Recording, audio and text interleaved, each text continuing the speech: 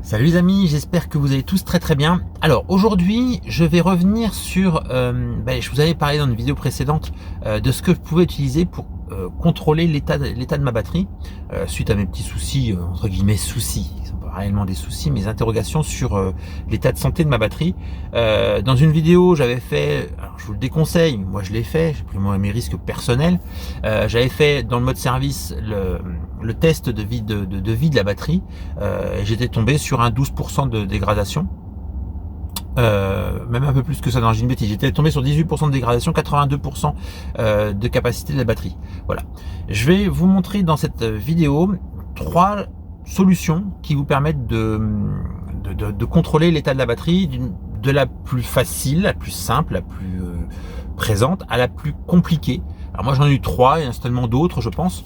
Voilà, ce sont des logiciels qui vous permettent d'aller vraiment de manière profonde dans la voiture et voir un peu ce que vous pouvez extraire des informations de l'état de santé de cette voiture. Je vous rappelle, j'ai un modèle 3 Performance de 2021, fin 2021, qui a 170 000 km. D'ailleurs, vous le verrez dans une des applications, on voit les kilométrages, on voit un peu tout. Voilà. Allez, on se retrouve tout de suite après le générique. Je pense que c'est une vidéo très intéressante.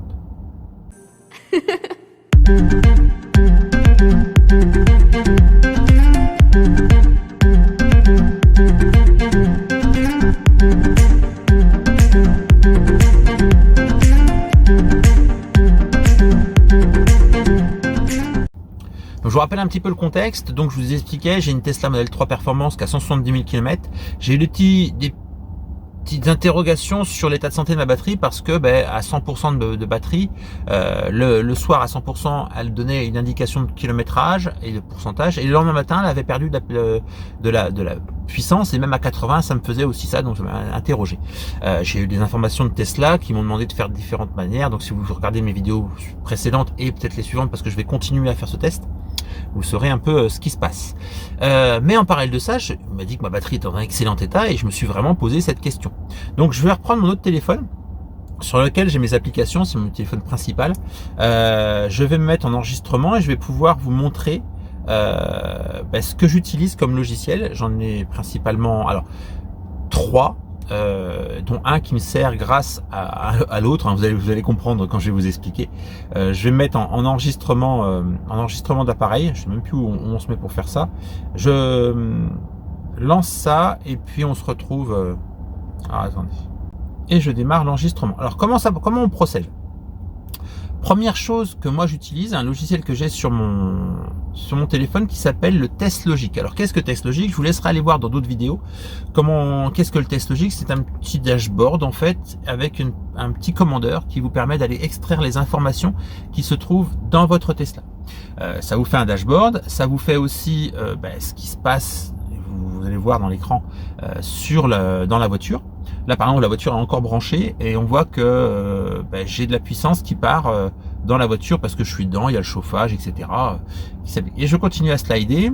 Donc là j'ai encore une autre présentation. Et puis ici on a les informations concernant la voiture. Alors là c'est intéressant parce que dans ces informations concernant la voiture, on se rend compte bien qu'elle a bien 170 000 km. Elle est du 30 juillet 2021.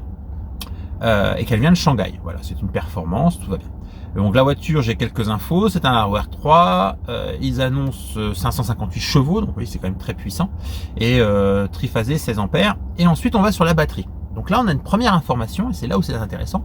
J'ai fait 585 cycles de charge. Alors vous allez voir que ces informations-là, en fonction du logiciel, elles peuvent être différentes. Alors qu'est-ce qu'il me dit? État de santé général mauvais. J'ai fait 585 cycles de charge et j'ai une dégradation à 23,2%.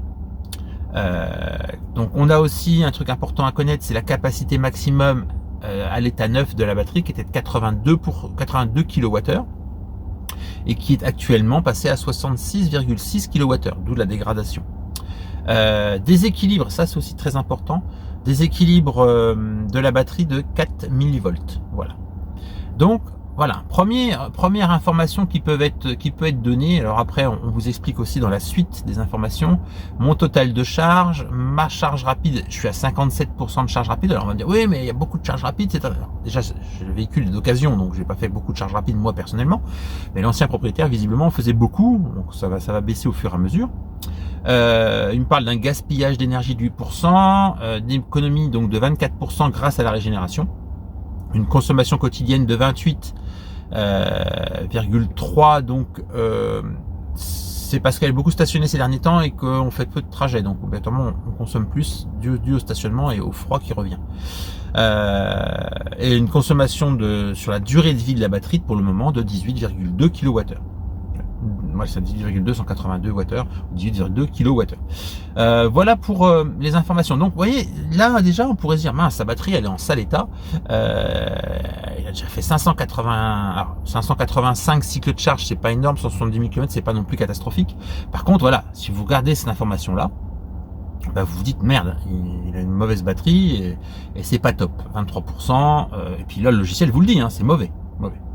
On va aller sur une autre solution. Donc ça c'était test logique, c'était la solution test logique avec un petit commandeur qui se trouve dans le montant droit de la Tesla. J'ai une autre application, donc ce sont les sexy buttons. Donc on va se mettre dessus. Alors pour les sexy buttons c'est un peu particulier. Donc c'est pareil, il y a un commandeur qui va capter, alors j'ai un deuxième commandeur, capter les informations de la voiture. Je rappelle, c'est des informations qu'il va capter dans la voiture, hein, des choses qui sont... Donc ce commandeur va directement chercher les informations. Pour que ça puisse fonctionner, il faut aller dans commandeur. Alors vous voyez, moi dans mon application j'ai commandeur, bouton et knob, j'ai les trois. Donc vous allez dans le commandeur et ici vous allez dans Scan My Tesla. Et vous activez... alors avant de faire ça,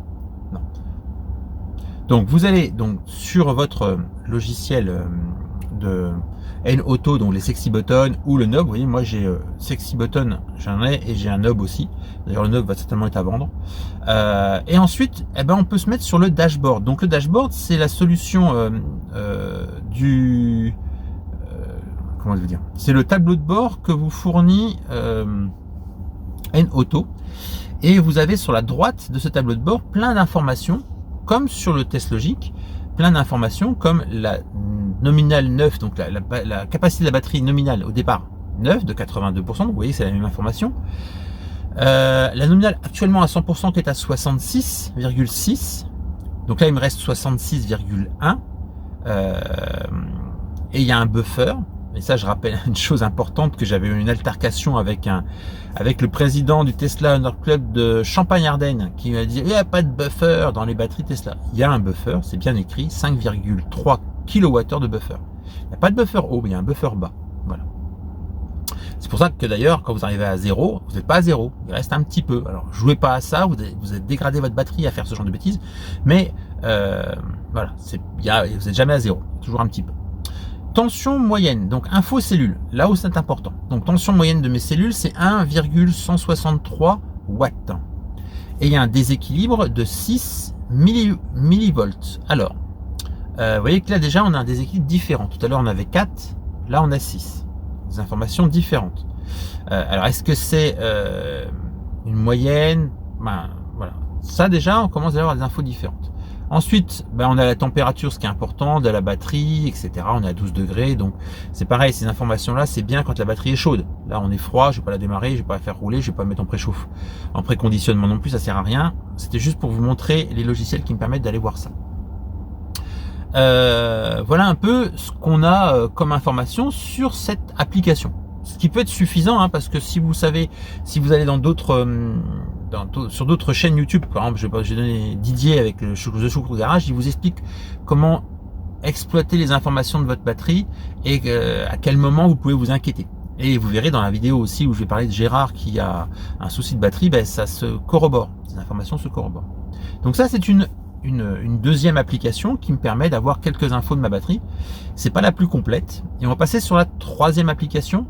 Alors la troisième application, c'est ce qu'on appelle le Scan My Tesla. Alors le Scan My Tesla, c'est une application que vous allez télécharger, ça coûte 11 € de tête. Et cette application va vous permettre d'aller là sur le coup de manière plus approfondie dans votre batterie. Vous allez pouvoir voir chaque pack de cellules. Alors, vous avez deux solutions. Ou vous achetez le câble adaptable et un OBD2.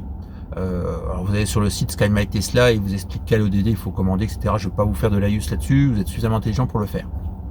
Vous le branchez à votre voiture, vous lancez le logiciel Sky My Tesla et vous allez avoir les informations. L'autre manière de le faire, on peut le faire aussi via le commandeur des Sexy Button. Sexy Button et le commandeur a été adapté de telle manière. Donc je vais vous montrer cette manière-là parce que je ne me suis pas amusé à racheter un OBD, ça n'avait aucun intérêt. Donc pour cela, vous retournez dans le logiciel, dans le logiciel N-Auto des Sexy Button. Vous allez dans les paramètres, vous allez dans le commandeur, vous allez dans les Sky My Tesla, il y a un petit onglet Sky My Tesla et vous allez mettre support Sky My Tesla et met Sky My Tesla toujours actif. Ça permet d'avoir les infos.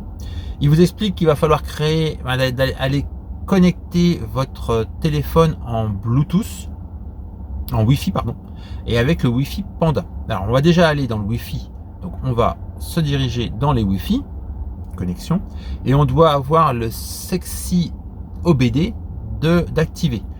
Il y a un mot de passe, c'est 1, 2, 3, 4, 5, 6, 7, 8. Voilà.